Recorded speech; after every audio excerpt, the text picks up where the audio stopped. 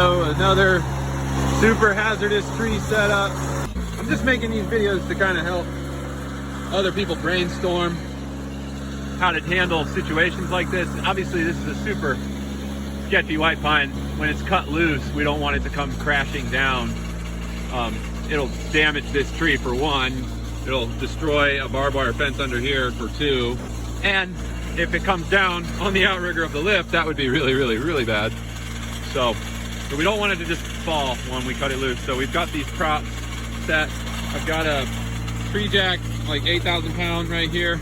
I ordered it mainly for this application, but it's just not tall enough. It's great for felling trees, as it turns out, but it's not really great for as a prop. Nevertheless, we have it as a side prop.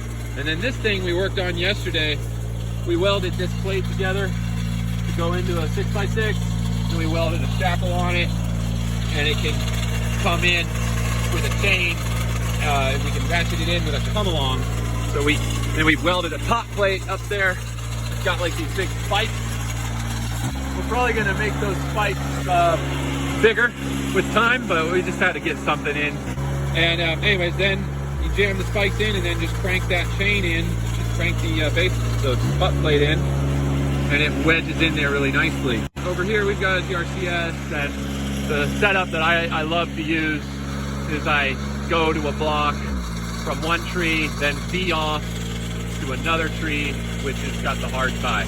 The hard tie is somewhere in there with that maple, and we've got a really redundant heavy block right there with two slings, because those slings are experiencing twice the load of that.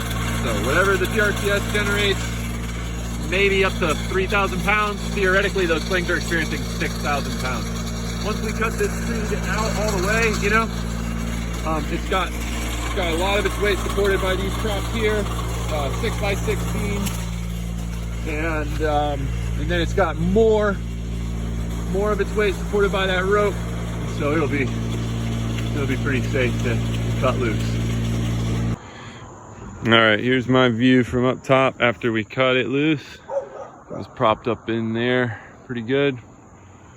We cut it loose, and you can see that it's being held nicely. This tree would definitely come crashing to the ground if we hadn't supported it.